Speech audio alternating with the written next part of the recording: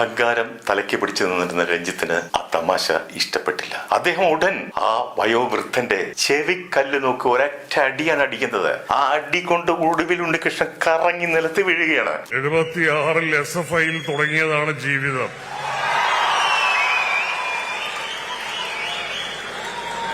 അതുകൊണ്ട് അതൊന്നൊരു വിഷയമൊന്നുമല്ല. ഇടുക്കിയിലെ cinema shooting ലൊക്കേഷനിൽ ക്യാരവനിൽ നിന്നിറങ്ങി ഓടി സ്വന്തം കാറിൽ കയറി 100-110 വെച്ചു പിടിച്ചു പോലീസിൽ നിന്ന് രക്ഷപ്പെടാൻ. പക്ഷെ പോലീസുകാരങ്ങ് വളഞ്ഞു, തൂക്കിയെടുത്തു. ഇന്നലെ രാത്രിയിൽ മെയിൻ സ്ട്രീം ചാനലുകൾ വഴി നമ്മളെല്ലാവരും വാർത്തയറിഞ്ഞു. ഇന്ന് മജിസ്ട്രേറ്റിൻ്റെ മുമ്പിൽ ഹാജരാക്കി നേരെ റിമാൻഡിൽ അയച്ചു.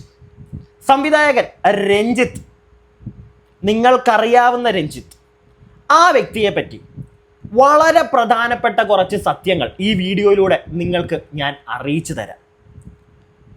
ഒടുവിൽ ഉണ്ണികൃഷ്ണൻ എന്ന ഒരു പാവം മനുഷ്യൻ്റെ, നിങ്ങൾക്കറിയാം, അതുല്യ കലാകാരനായിരുന്നു.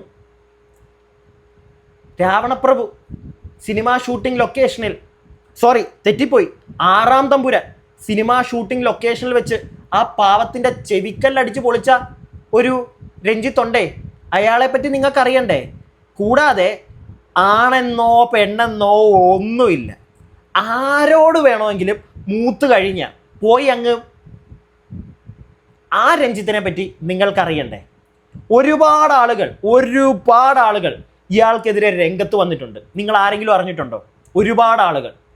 പക്ഷേ ഹേമ കമ്മിറ്റി റിപ്പോർട്ട് 2 പേര്, ഒരു ബംഗാളി നടി, പിന്നെ വേറൊരു പയ്യൻ, ഇവരെ പറ്റി മാത്രമേ നമ്മൾ അറിഞ്ഞിട്ടുള്ളൂ.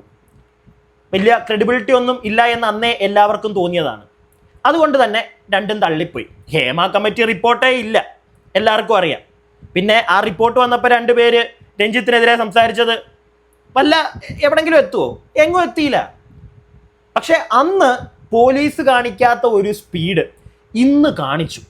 ഇലക്ഷനാണേ, വേറെ ആർക്കും കൈയിട്ടിളക്കാൻ പറ്റത്തില്ല, അത് പോലീസുകാർക്കും അറിയാം. ഒരുത്തനും അന്ന് രഞ്ജിത്തിനെ സ്കൂട്ടാക്കി വിട്ട ഒരുത്തനും ഇന്ന് അങ്ങോട്ട് പെട്ടെന്ന് വരത്തില്ല, നാറും ഇലക്ഷൻ ആയതുകൊണ്ട്. ഞാൻ നേരത്തെ പറഞ്ഞതുപോലെ തന്നെ ഒരു അഹങ്കാരിയായിട്ടുള്ള ഒരു സംവിധായകൻ, ഒരു രചയിതാവ്, അതാണ് രഞ്ജിത്ത്. അതാ ഈ വീഡിയോയിലൂടെ നിങ്ങൾക്ക് ഞാൻ മനസ്സിലാക്കി തരാം. അയാളുടെ പല ഡയലോഗുകളും, അയാൾക്കെതിരെ സിനിമയിലുള്ളവർ തന്നെ പറയുന്ന കാര്യങ്ങൾ, സിനിമയിലുള്ളവർ തന്നെ കേൾപ്പിച്ചു തരാം. അതിലേക്കൊക്കെ പോകുന്നതിന് മുമ്പ് എൻ്റെ ചാനൽ ആദ്യമായിട്ട് കാണുന്ന ആരെങ്കിലും ഒക്കെ ഇവിടെ ഉണ്ടെങ്കിൽ ഒന്ന് ചാനൽ സബ്സ്ക്രൈബ് ചെയ്യുക, വീഡിയോയ്ക്ക് എല്ലാവരും ലൈക്ക് ചെയ്യുക. നിങ്ങളുടെ അഭിപ്രായങ്ങൾക്ക് ഇവിടെ വിലയുണ്ട്. താഴെ കമൻറ്റ് ബോക്സിൽ അങ്ങോട്ട് പറഞ്ഞു, ധൈര്യത്തോടെ, ആരും നിങ്ങളെ ഒന്നും ചെയ്യാനില്ല.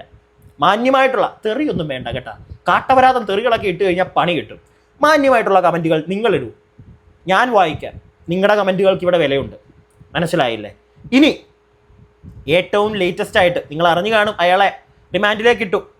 ഏറ്റവും ലേറ്റസ്റ്റ് ആയിട്ട് ഇയാളുടെ വിഷയത്തിൽ വന്നിരിക്കുന്ന ഒരു വാർത്ത, അതിൽ നിന്ന് നമുക്ക് തുടങ്ങാം. എന്നിട്ട് അടുത്തൊരു ക്ലിപ്പുണ്ടേ, ഇയാളുടെ ഒരു ഡയലോഗ്, അത് കേൾക്കണം, ഇമ്പോർട്ടൻ്റാ. അതിന് മുമ്പ് ഈ വാർത്ത ഒന്ന് കേട്ടോ. രഞ്ജിത്ത് റിമാൻഡിൽ 14 ദിവസത്തേക്ക് റിമാൻഡ് ചെയ്തു. എറണാകുളം സബ് ജയിലിലേക്ക് ഇപ്പോൾ മാറ്റുകയാണ്. വൈദ്യപരിശോധന പൂർത്തിയായ ശേഷം എറണാകുളം സബ് ജയിലിലേക്ക് രഞ്ജിത്തിനെ കൊണ്ടുവരുന്നതിൻ്റെ ദൃശ്യങ്ങൾ നമുക്ക് കാണാം. അവിടേക്ക് എത്തിക്കുകയാണ്. സ്ത്രീത്വത്തെ അപമാനിക്കൽ അടക്കമുള്ള വകുപ്പുകൾ ചുമത്തിയിട്ടുണ്ട്. 5 വർഷം വരെ തടവ് ലഭിക്കാവുന്ന വകുപ്പുകളാണ് ചുമത്തിയിരിക്കുന്നത്. ജാമ്യാപേക്ഷ ഇന്ന് തന്നെ കോടതി പരിഗണിക്കും. അതേസമയം തന്നെ തകർക്കാനുള്ള ശ്രമമെന്നും കള്ളക്കേസെന്നും രഞ്ജിത്ത് രാവിലെ മാധ്യമങ്ങളോട് പ്രതികരിച്ചു. നിങ്ങളെല്ലാവരും കണ്ടു കാണുമായിരിക്കും അത്. അല്ല, ഈ ഒരു സാഹചര്യത്തിൽ പുള്ളിക്ക് അതല്ലേ പറയാൻ പറ്റൂ. കള്ളക്കേസാണ്, എന്നെ കുടുക്കാൻ നോക്കിയതാണ്. കള്ളക്കേസാണെങ്കിൽ പിന്നെ എന്തിനാ ചേട്ടാ പോലീസുകാർ വരുന്നെന്ന് അറിഞ്ഞ ഉടനെ ഇറങ്ങി ഓടിയത്? എന്തിനാ ഇറങ്ങി ഓടിയത്? ഞാൻ പറയുന്നതല്ല, പോലീസുകാർ തന്നെ പറയുന്നുണ്ട് മാധ്യമങ്ങളുടെ മുമ്പിൽ. രക്ഷപ്പെടാൻ നോക്കിയതാ, മനസ്സിലായില്ലേ? രക്ഷപ്പെടാൻ നോക്കിയതാ. പക്ഷെ ഞങ്ങൾ പോയി അങ്ങ് തൂക്കി. ഞാൻ നേരത്തെ പറഞ്ഞ പോലെ ഇപ്പം തൂക്കിക്കഴിഞ്ഞാൽ തൂക്കിയതാ, അകത്ത് പോയേ പറ്റൂ. മജിസ്ട്രേറ്റിൻ്റെ ഫ്രണ്ടിൽ കൊണ്ടുപോയി നേരെ റിമാൻഡ് ചെയ്തു. അന്ന് ഹേമ കമ്മിറ്റി റിപ്പോർട്ട് വന്നപ്പോൾ 2 പേര് വന്നു, വലിയ ക്രെഡിബിലിറ്റി ഒന്നും തോന്നിയില്ല. ഇനിയിപ്പോൾ ക്രെഡിബിലിറ്റി ഉണ്ടായിരുന്ന ഒരുപാട് ആളുകൾ ഉണ്ടായിരുന്നു എന്ന് കേട്ടിട്ടുണ്ട്. പക്ഷെ അതൊന്നും മെയിൻ സ്ട്രീം ചാനലുകൾ വഴി നമ്മളാരും അറിഞ്ഞില്ല. തീരെ ക്രെഡിബിലിറ്റി ഇല്ലാത്ത 2 എണ്ണം അങ്ങോട്ട് ഇറക്കി വിട്ടു. അതുകൊണ്ട് തന്നെ എങ്ങും അതെത്തിയില്ല. പക്ഷെ ആ സമയത്ത് പോലും ഇപ്പോൾ അറിയാൻ സാധിച്ചത്, ഇപ്പോൾ വന്നിരിക്കുന്ന ആ ഒരു യുവനടി എന്ന് പറയുന്ന ആള്, അയാളും ഇപ്പോൾ കുറച്ച് ഷോക്കിലാണ്. അവർ തെളിവുകളൊന്നും വലുതായിട്ട് പോലീസിന് കിട്ടിയിട്ടില്ല. അവർ പറഞ്ഞ കാര്യങ്ങൾ പോലീസുകാർ വിശ്വസിച്ചു, നേരെ ഇയാളെ തൂക്കി മജിസ്ട്രേറ്റിന്റെ ഫ്രണ്ടിൽ ഹാജരാക്കി അകത്തിട്ടു. അതാണ് ഇപ്പോൾ സംഭവിച്ചിരിക്കുന്നത്. വലുതായിട്ട് തെളിവുകളൊന്നും കിട്ടിയിട്ടില്ല. എന്നിട്ട് പോലും ഇയാളെ റിമാൻഡിൽ വിട്ടു. മനസ്സിലാക്കണം നിങ്ങൾ, ഇതിൽ രണ്ട് പ്രശ്നങ്ങളുണ്ട്. ഒന്ന്, ഒരു സാധാരണക്കാരനെതിരെ വെറുതെ ഏതെങ്കിലും ഒരു സ്ത്രീ പോയി ഇതുപോലെ പരാതി കൊടുത്താലും അവനൊന്നും ചെയ്തിട്ടില്ലെങ്കിലും ചെറുക്കൻ ഇതുപോലെ പോയി കിടക്കേണ്ട വരും 14 ദിവസം. അത് ഇതിനകത്തെ ഏറ്റവും വലിയ ഒരു നെഗറ്റീവ് സൈഡ്. പക്ഷേ ഇയാളുടെ കാര്യത്തിൽ നമുക്കത് തോന്നുന്നില്ല കേട്ടോ, ഇയാൾ വലിയ ഡീസൻ്റ് ആണെന്ന്. കാരണം 1 or 2 പേരാണെങ്കിൽ പോട്ടെന്ന് വിചാരിക്കാം. ഇത് ഒരുപാട് ആളുകൾ ഇയാൾക്കെതിരെ സംസാരിച്ചിട്ടുണ്ട്. ഇയാളുടെ കൂടെ വർക്ക് ചെയ്ത ആളുകൾ പോലും ഇയാളെ പറ്റി പറയുന്നത് ഞാൻ കേൾപ്പിച്ചു തരാം നിങ്ങൾക്ക്. അതിനു മുമ്പ് ഇയാളുടെ ഒരു വീഡിയോ ഉണ്ടേ. ഇയാൾ ശരിക്കും ഒരു ഒന്നാന്തരം രചയിതാവാണ്. നല്ലൊരു എന്താണ് സംവിധായകനാണ്, അല്ലാന്ന് ഞാൻ പറയുന്നില്ല. അതിലുമുപരി നല്ലൊരു എഴുത്തുകാരനാണ്. അയാളുടെ എഴുത്ത്, അയാളുടെ അഹങ്കാരം, ഇത് രണ്ടും മനസ്സിലാക്കാം നിങ്ങൾക്ക്. ഇതാ ഈ ഒരു വീഡിയോയിലൂടെ കണ്ടോ. 1976 SFI തുടങ്ങിയതാണ് ജീവിതം.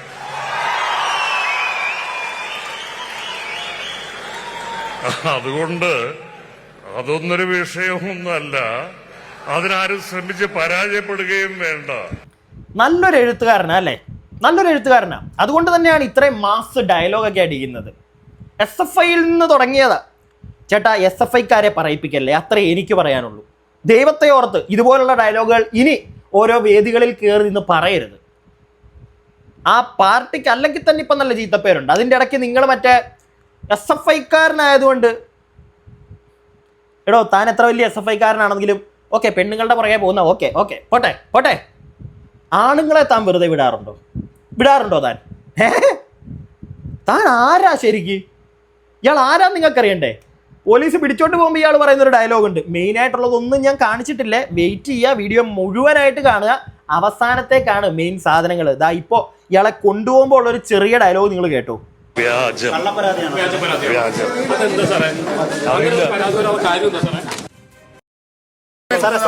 കള്ളക്കേസാണോ സാറേ?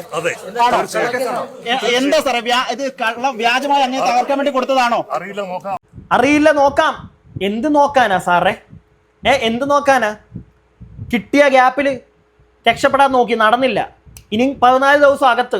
ആ സമയത്ത് ആരെങ്കിലും കാണാൻ വന്നാൽ, അഡ്വക്കേറ്റോ ആരെങ്കിലും കാണാൻ വന്നാൽ അവനെ വിളിച്ചാൽ മതി. അവനെ വിളിച്ചു കഴിഞ്ഞാൽ പരിപാടി സെറ്റാ. ഇതിനല്ലേ നോക്കാം എന്നുള്ളൊരു ഡയലോഗ്. അല്ലാതെ വേറൊന്നിനും അല്ലല്ലോ. പ്രിയപ്പെട്ടവരെ, നിങ്ങളെല്ലാവരും ഓർത്തു വെച്ചോ എൻ്റെ ഈ വാക്ക്. ഒന്നും സംഭവിക്കാൻ പോകുന്നില്ല. ഈ കേസിന്റെ പേരിൽ ഇവൻ 5 വർഷം അകത്ത് കിടക്കാനുള്ള വകുപ്പുണ്ട്. കിടക്കത്തില്ല. സാധാരണക്കാരനാണെങ്കിൽ കിടന്നേനെ, അവൻ തെറ്റ് ചെയ്താലും തെറ്റ് ചെയ്തില്ലെങ്കിലും. ഇവനൊന്നും കിടക്കത്തില്ല. കണ്ടോ നിങ്ങൾക്ക് സംശയമുണ്ടോ? എനിക്കൊട്ടും സംശയമില്ല. നിങ്ങൾക്ക് സംശയം ഉണ്ടെങ്കിൽ എന്തുകൊണ്ടാണ് സംശയം താഴെ കമന്റ് ബോക്സിൽ പറയണേ. ഇല്ലെങ്കിൽ ഞാൻ പറഞ്ഞതിനോട് യോജിക്കുന്നുണ്ടെങ്കിൽ അതും ഒന്ന് കമന്റ് ബോക്സിൽ പറയുക. അറിയാൻ വേണ്ടിയിട്ടാണ്. എത്ര പേര് ഞാൻ പറയുന്നത് മനസ്സിലാക്കുന്നുണ്ട്, അല്ലെങ്കിൽ നിങ്ങൾക്ക് ആ സത്യം എത്ര പേർക്ക് മനസ്സിലായിട്ടുണ്ട് എന്നുള്ളത്, നമ്മുടെ നാടിനെ പറ്റി, നമ്മുടെ നിയമത്തെ പറ്റിയുള്ള ഒന്നും സംഭവിക്കില്ല. പുട്ടുപോലെ ഇറങ്ങിപ്പോരും ഇവൻ.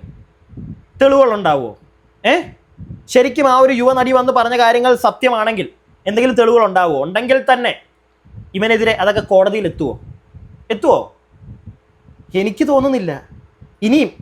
ഇനി മെയിനായിട്ടുള്ള സാധനങ്ങൾ ഞാൻ നേരത്തെ പറഞ്ഞതുപോലെ കേൾപ്പിക്കാം. അതിന് മുമ്പ് ഇന്നലെ ഇയാളെ പോലീസ് പിടിച്ചുടനെ വന്ന വാർത്ത അത് നിങ്ങളൊന്ന് കേക്ക്. പീഡനക്കേസിൽ സംവിധായകൻ രഞ്ജിത്ത് അറസ്റ്റിൽ.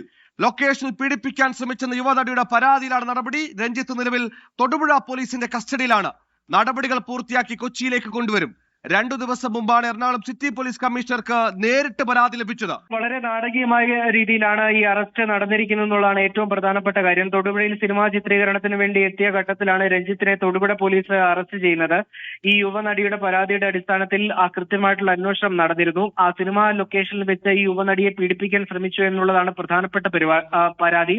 ഇതിന്റെ അടിസ്ഥാനത്തിൽ യുവനടി ആദ്യം സിനിമയിലെ ഈ ലൊക്കേഷനിലെ ICCയിൽ കംപ്ലൈന്റ് നൽകിയിരുന്നു. എന്നാൽ അവിടെ നടപടിയാകാത്തതിനെ തുടർന്ന് DGPക്ക് പരാതി നൽകുകയായിരുന്നു. DGP പരാതി എറണാകുളം സിറ്റി പോലീസിനെ കൈമാറുകയും അതിന്റെ അടിസ്ഥാനത്തിൽ ഈ യുവനടിയുടെ രഹസ്യമൊഴി ഉൾപ്പെടെ രേഖപ്പെടുത്തുകയും ചെയ്തു. അതിൽ കൃത്യമായിട്ടുള്ള കഴമ്പുണ്ട്, ഈ പരാതിയിൽ കഴമ്പുണ്ട് എന്ന് ബോധ്യപ്പെട്ടതിന്റെ അടിസ്ഥാനത്തിലാണ് തുടർ നടപടികളിലേക്ക് പോലീസ് നീങ്ങിയത് എന്നുള്ളതാണ്, സംസ്ഥാന പോലീസ് നീങ്ങിയത് എന്നുള്ളതാണ് ഏറ്റവും പ്രധാനപ്പെട്ട കാര്യം. നമ്മൾ ആദ്യമേ സൂചിപ്പിച്ചിരുന്ന പോലെ തന്നെ വളരെ പ്രധാനപ്പെട്ട ഒരു പൊസിഷനിൽ ഇരുന്ന, അതായത് ചലച്ചിത്ര അക്കാദമി ചെയർമാൻ ആയിരുന്നു, അതുപോലെ തന്നെ ഇടത് സഹയാത്രികനാണ്. ഈ തെരഞ്ഞെടുപ്പ് ഘട്ടത്തിൽ ഇത്തരം ഒരു അറസ്റ്റ് എത്രത്തോളം ആഘാതമുണ്ടാക്കുമെന്നുള്ള കാര്യം കൃത്യമായിട്ട് പോലീസിന് അറിയാം. അതുകൊണ്ട് തന്നെ ഏതെങ്കിലും വിധത്തിൽ ആ പാളിച്ച പറ്റാൻ പാടില്ല എന്ന വിധത്തിൽ അന്വേഷണങ്ങൾ കൃത്യമായി നടത്തിയിരുന്നു എന്നുള്ളതാണ് മനസ്സിലാക്കാൻ കഴിയുന്നത്. അതിന്റെ ബാക്കി കേൾപ്പിക്കാമേ.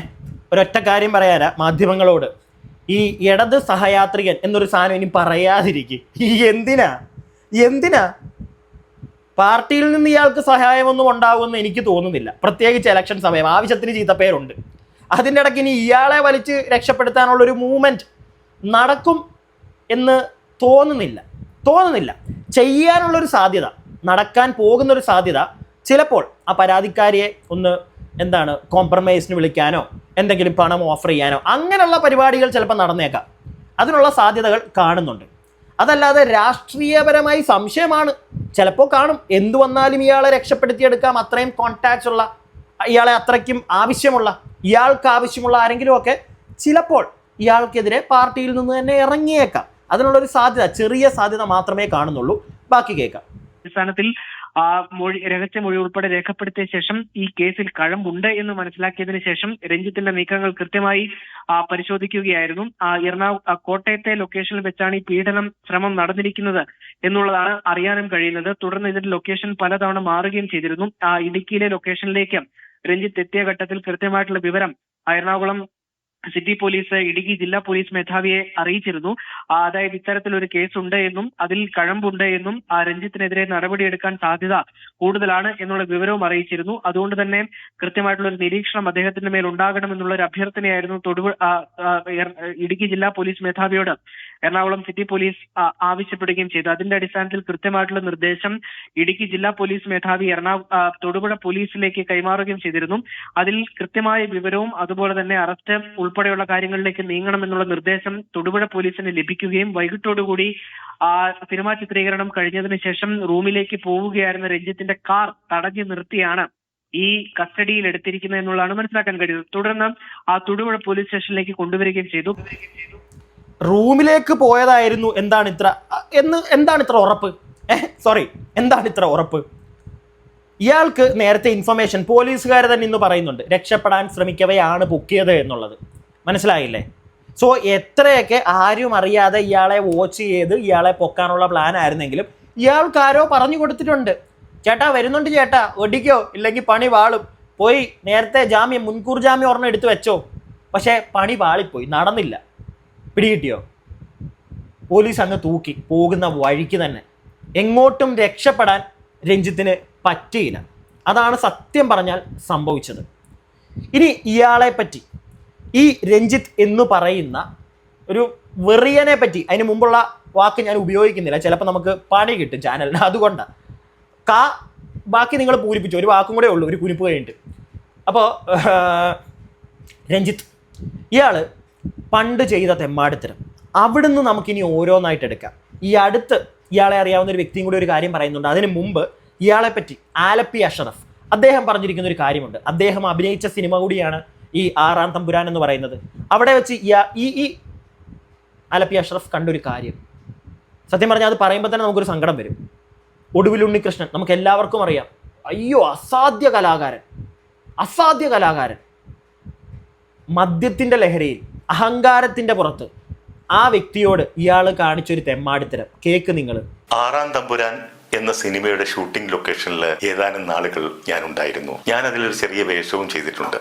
ഒരിക്കൽ നമ്മുടെ യശശരീരനായ ഒടുവിൽ ഉണ്ണികൃഷ്ണൻ അദ്ദേഹം രഞ്ജിത്തിനോട് എന്തോ ഒരു തമാശ പറഞ്ഞു. മദ്യപിച്ച് അഹങ്കാരം തലയ്ക്ക് പിടിച്ചു നിന്നിരുന്ന രഞ്ജിത്തിന് ആ തമാശ ഇഷ്ടപ്പെട്ടില്ല. അദ്ദേഹം ഉടൻ ആ വയോവൃദ്ധന്റെ ചെവിക്കല്ല് നോക്കി ഒരൊറ്റ അടിയാണ് അടിക്കുന്നത്. ആ അടി കൊണ്ട് ഒടുവിൽ ഉണ്ണികൃഷ്ണൻ കറങ്ങി നിലത്ത് വീഴുകയാണ്. നിരവധി രോഗങ്ങൾക്ക് മരുന്ന് കഴിക്കുന്ന ആരോഗ്യമില്ലാത്ത ഒടുവിൽ ഉണ്ണികൃഷ്ണൻ അദ്ദേഹത്തെ എല്ലാവരും കൂടി പിടിച്ചെഴുന്നേൽപ്പിക്കുമ്പോൾ അദ്ദേഹത്തിന്റെ കണ്ണ് കാണാൻ പറ്റാതെ നിൽക്കുന്ന അവസ്ഥയിൽ അദ്ദേഹം നിറകണ്ണുകളോടെ നിൽക്കുന്നു. അത് എല്ലാവർക്കും വലിയ ഷോക്കായി പോയി. രഞ്ജിത്തിന്റെ ഈ പ്രവൃത്തിയോട് പലരും എതിർപ്പ് പ്രകടിപ്പിച്ചെങ്കിലും രഞ്ജിത്ത് അതൊന്നും മൈൻഡ് ചെയ്തില്ല. ഒടുവിൽ ഉണ്ണികൃഷ്ണൻ തനിക്കേറ്റ അടിയുടെ ആഘാതത്തിൽ അദ്ദേഹം മാനസികമായിട്ടും തകർന്നുപോയി. അദ്ദേഹത്തിന്റെ പിന്നീടുള്ള ഓരോ ദിവസങ്ങളും ഞാൻ ശ്രദ്ധിച്ചിരുന്നു, കളിയും ചിരിയും എല്ലാം മാഞ്ഞിരുന്നു. ആകെ ഒരു മ്ലാനതയിലായിരുന്നു അദ്ദേഹം ഉണ്ടായിരുന്നത്. ഈ അടിയോടൊപ്പം അദ്ദേഹത്തിന്റെ ഹൃദയവും തകർന്നുപോയി. ഒടുവിലാന്റെ കളിയും ചിരികളും എല്ലാം മാഞ്ഞു. അദ്ദേഹം സെറ്റിൽ വന്നാൽ വളരെയധികം തമാശ പറയുന്ന ഒരാളായിരുന്നു, ചിരിക്കുന്ന ആളായിരുന്നു, എല്ലാവരെയും രസിപ്പിക്കുന്ന ആളായിരുന്നു. അതൊന്നും പിന്നീട് ഞാൻ കണ്ടിട്ടില്ല. അതിൽ എങ്ങനെ പിന്നെ ആ സെറ്റിൽ വന്നിരുന്ന് ആ വ്യക്തിക്ക് തമാശകൾ പറയാൻ പറ്റും, കൂടുള്ളവരെ ത്രസിപ്പിക്കാൻ പറ്റും? ആ സിനിമയുടെ സംവിധായകൻ തന്നെ ഒടുവിൽ ഉണ്ണികൃഷ്ണൻ എന്ന് പറയുന്ന ആ അതുല്യ പ്രതിഭയെക്കാട്ടിലും ഒരുപാട് ഇളയ ഒരു വ്യക്തിയായിരുന്നു രഞ്ജിത്ത് എന്ന് പ്രായത്തിൽ. എന്നിട്ടുകൂടി ആ വ്യക്തിയുടെ പ്രായം പോലും മാനിക്കാതെ മുഖത്തടിച്ച രഞ്ജിത്ത് എന്ന് പറയുന്ന മോൻ, അങ്ങനെ തന്നെ പറയുകയാണ്, ക്ഷമിക്കുക ആർക്കെങ്കിലും ഇഷ്ടപ്പെട്ടില്ലെങ്കിൽ. കേട്ടല്ലോ നിങ്ങൾ, നേരിട്ട് കണ്ട ഒരു സാക്ഷിയാണ്, നേരിട്ട് കണ്ട ഒരു ഡിജിറ്റൽ തെളിവുകളോ ഒന്നുമല്ല, നേരിട്ട് ആ പ്രവൃത്തി രഞ്ജിത്തിൻ്റെ വൃത്തികേട് കണ്ട ഒരു വ്യക്തിയാണ് സത്യം തുറന്നു പറഞ്ഞിരിക്കുന്നത്. ഇനി അയാളെ പൊക്കാനായിട്ട് ആരും നിൽക്കണ്ട. വീണ്ടും ഞാൻ പറയുന്നു, നല്ല ഒരു സംവിധായകനാണ്, നല്ല ആർട്ട് നമ്മളെ കാണിച്ചു തന്ന ഒരു വ്യക്തിയാണ്, നല്ലൊരു കല. പ്രാഞ്ചിയേട്ടനെ പോലുള്ള സിനിമകൾ, ആറാം തമ്പുരാൻ, ഒരുപാട് സിനിമകൾ. പക്ഷേ ഭ്രാന്ത് പിടിച്ചു അവസാനം. ആ ഒരു സ്റ്റാർഡം കയറി തലയ്ക്ക് പിടിച്ച് മത്ത് പിടിച്ച് ഭ്രാന്തായി, ഒരു ബോധവുമില്ലാതെ, ആണെന്നോ പെണ്ണെന്നോ ഇല്ലാതെ പല വൃത്തികേടുകൾ.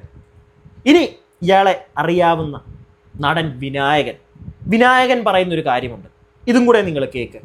അക്കാദമി ചെയർമാൻ രഞ്ജിത്തിനെതിരെ ഉണ്ടായിട്ടുള്ള ഒരു ആരോപണം, രഞ്ജിത്ത് പല രീതിയിലും ഈ അവാർഡ് നിർണ്ണയത്തിൽ ഇടപെട്ടു എന്നുള്ളൊരു ആരോപണം സംവിധായകൻ വിനയൻ നടത്തുകയുണ്ടായി.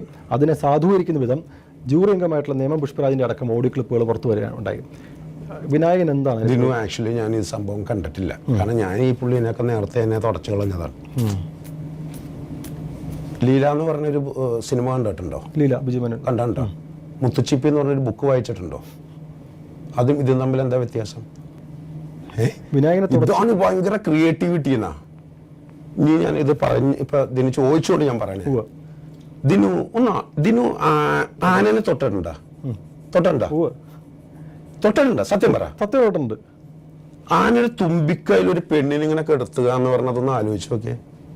ഇവന്മാരും എന്ത് ഭീകരന്മാരാന്ന് ആലോചിച്ച് നോക്കിയേ. അവന്റെയൊക്കെ മനസ്സിലെ ട്രിപ്പാണ് എഴുത്തുകാരൻ്റെ. എന്നിട്ട് ഇതിന് അവാർഡും കൊടുക്കണം.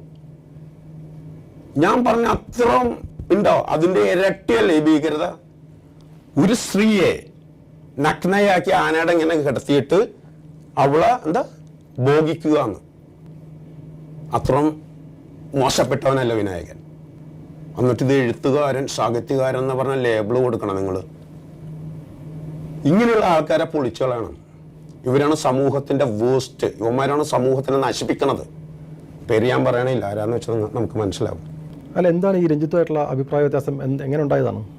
ലീല എന്ന് പറഞ്ഞ പടം വലുതാന്ന് പറയണ ഒരു സമൂഹത്തിനോട് എന്ത് പറയാനാണ്? എന്നിട്ട് ഇവര് പെണ്ണുങ്ങളെ സൂക്ഷിക്കാൻ നടക്കുന്ന മനുഷ്യരായി മാറണാണ്. ലീല എന്ന് പറഞ്ഞൊരു പടം മുത്തുച്ചിപ്പി മതി, കൂടുതലൊന്നും കേൾക്കണ്ട, പോരെ. പെണ്ണുങ്ങളെ സൂക്ഷിക്കാൻ നടക്കുന്ന ഒരു വ്യക്തിയാണ് രഞ്ജിത്ത്, അല്ലേ? നല്ലതാ. വിനായകൻ പറയുന്ന കാര്യങ്ങൾ നിങ്ങൾക്ക് ഇഷ്ടമല്ലാത്തൊരു നടൻ ആയിരിക്കത്തില്ല, ഇഷ്ടമുള്ളൊരു നടൻ തന്നെ ആയിരിക്കും. പക്ഷെ പേഴ്സണലി പല ആളുകൾക്കും പുള്ളിയുടെ പ്രവർത്തികൾ ഇഷ്ടപ്പെടാൻ സാധ്യതയില്ല. എന്നാൽ അയാൾ ഈ പറഞ്ഞ കാര്യം, ഇത് നമ്മളെല്ലാവരും ഒന്ന് ചിന്തിച്ചു നോക്കുക. പിടികിട്ടിയോ? പുള്ളി പറഞ്ഞ കറക്റ്റ് അല്ലേ? ലീല എന്ന് പറഞ്ഞ പരപ്പടം മറ്റേ എടുത്ത് തലയെ വെച്ച് നടക്കുന്ന കുറേ ആളുകളോട് അയാളെ പറ്റി, രഞ്ജിത്തിനെ പറ്റി വന്നിരുന്ന് കുറ്റം പറഞ്ഞിട്ട് ഒരു കാര്യമില്ല, ഞാനൊന്നും പറയുന്നില്ല എന്ന് പറഞ്ഞ് പുള്ളിയുടെ പേഴ്സ്പെക്റ്റീവ് വളരെ വ്യക്തമാക്കി. ഇപ്പൊ ഇതൊക്കെ കുത്തിപ്പൊങ്ങി വരുന്നുണ്ട്. നോക്ക്, ഇവൻ അന്നേ പറഞ്ഞതല്ലേ വിനായകൻ, കണ്ടല്ലോ അവൻ പറഞ്ഞതിനകത്തും കാര്യമുണ്ട് എന്നൊക്കെ പറഞ്ഞ് കുറേ പേര് വരുന്നുണ്ട്. സത്യമാണ്, ഞാൻ വിനായകനെ വിമർശിച്ചിട്ടുള്ള ഒരു വ്യക്തിയാണ്, സപ്പോർട്ട് ചെയ്തിട്ടുള്ളൊരു വ്യക്തിയാണ്, രണ്ടിനും തെറി കേട്ടിട്ടുണ്ട്. പക്ഷേ എന്നിരുന്നാലും എനിക്ക് ശരിയും തോന്നാരും ഞാൻ ഇനിയും പറഞ്ഞുകൊണ്ടിരിക്കും കേട്ടോ. നിങ്ങളും പറയുക, നിങ്ങളുടെ അഭിപ്രായങ്ങൾ താഴെ കമൻറ്റ് ബോക്സിൽ പറയുക.